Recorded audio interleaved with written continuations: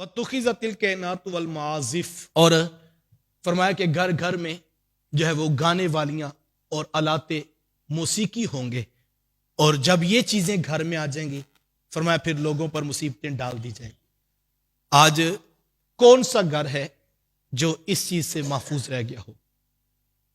इल्ला माशाअल्लाह, अल्लाह जिनको तौफीक दे, वरना घर घर तो क्या, आज तो हर शख्स की जेब भी आलाते मौसीकी से गूंज रही है। ये 6 इंच की स्क्रीन जो हमें पकड़ा दी गई, इसके बहुत सारे फवायद है, मैं उनकी नफी नहीं करता,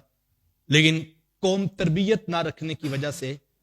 फवायद को क्या हासिल करना था, हम तो नुकसान को ही अपनी जेब में डाल दिया। और आज मसाजिद में भी ये आवाज गूंजने लगी। हमें इन चीजों का लिहाज रखना चाहिए। जो शख्स नमाज पढ़ता है, मैं हैरत ज़दा होता हूं कि उसके मोबाइल में भी गाना गूंज रहा होता है। जब बेल बजती है, चलो किसी की जो मोबाइल की ट्यून है वो सिंपल ही हो, ताकि अगर बज भी जाए मोबाइल, उसकी घंटी की आवाज दौरान नमाज भी आए तो कम से कम शर्मिंदगी तो ना हो। लेकिन ऐसे ऐसे सख्त जो है वो जुमले ट्यून के अंदर मौजूद होते हैं, और पता नहीं क्या नशा होता है कि इंसान अपने नफ्स का इतना पुजारी बन जाता है, अपने नफ्स के अंदर इतना जो है वो गिरफ्तार हो चुका है कि उसकी हर ख्वाहिश को ही कबूल करता जा रहा है। मैं कहता हूं गुनाह करना बहुत बड़ा गुनाह है, लेकिन ऐसा गुनाह करना कि जिससे और भी फितने में मुब्तला हो जाए, उससे भी बड़ा गुनाह है। देखिए, गुनाह नहीं करना चाहिए, गुनाह से बचने चाहिए,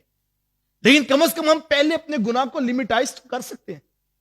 कि मैं और आप देखें कि ये गुनाह, बाज लोग ये गाड़ियों में बैठते हैं, पब्लिक प्लेस पे बैठे होते हैं, तो वहां भी ऊंची आवाज के साथ वो गाने और फोश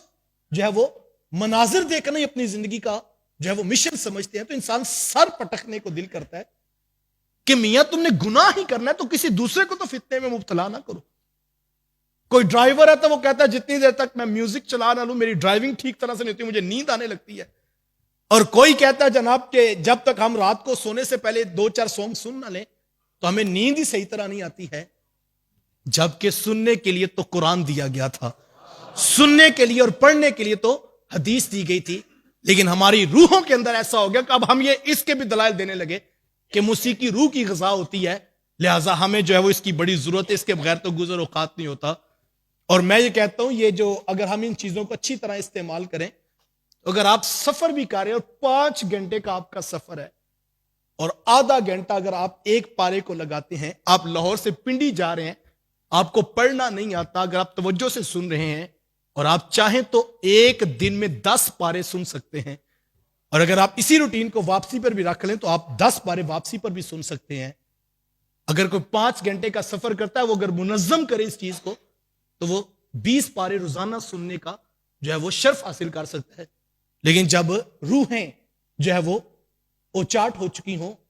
जब रूहों के अंदर गंदगी और गलाजत भर चुका हो, फिर कुरान नहीं, फिर जो है वो म्यूजिक की रूह की ग़िज़ा नजर आता है इंसान को। खुदारा अपने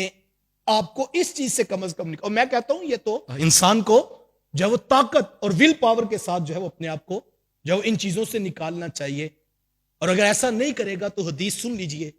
अल्लाह के रसूल सल्लल्लाहु अलैहि वसल्लम ने फरमाया जिसने फोहश कलाम सुना,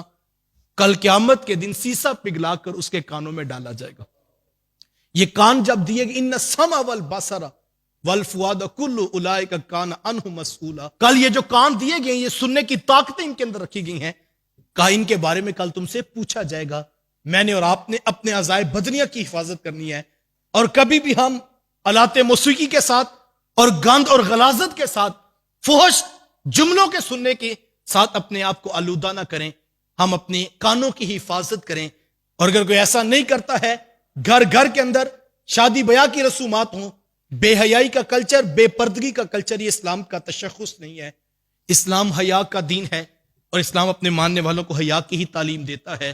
और हुजूर अलैहि सलाम ने वाज़े फरमाया मुझे आलाते मौसीकी तोड़ने के लिए मबूस भेज किया गया है, मुझे भेजा इसलिए गया है कि मैं आलाते मौसीकी को तोड़ दूं, और ये मेरी जिंदगी का मिशन है। हुजूर का फरमान हमें ये बता रहा है कि हमने इन चीजों से अपने आप को निकालना है। लेकिन अगर हम इसके दिलदादा हो चुके हैं और हमें ये चीजें नशा देने लगती हैं, तो फिर मुझे और आपको अपना मुहासबा करना चाहिए कि बीमारी इतनी सरायत कर गई है कि अब हम बीमारी के भी दलाइल ही देते हुए नजर आते हैं। وہ کیسا بد نصیب بیمار ہے جو اپنی بیماری کی حمایت کرتے ہوئے دلائل دے رہا ہے۔ کاش کہ بیمار کو احساس بیماری تو ہو جائے۔ یہ بھی ایک غنیمت ہے کہ ایک شخص بیمار ہے اور اس کو احساس ہے کہ میں بیمار ہوں، ورنہ تو یہ موسیقی جو ہے وہ ہماری روحوں کو اچاٹ کر چکی ہے، اور ہمارے دل جو بے چین ہیں، ہمارے گھروں میں جو بے برکتی ہے، سارا دن جب گھر میں ناچ گانا سننے کا مزاج بن چکا ہو تو پھر جو ہے وہ برکت کہاں سے آئے گی صاحب؟ برکت ذکر رسول سے ہے، برکت قرآن کے ساتھ ہے، لیکن ہم جب ان چیزوں سے دور چلے جائیں گے، فرمایا کہ یہ وہ چیزیں ہیں جس سے انسان جو ہے وہ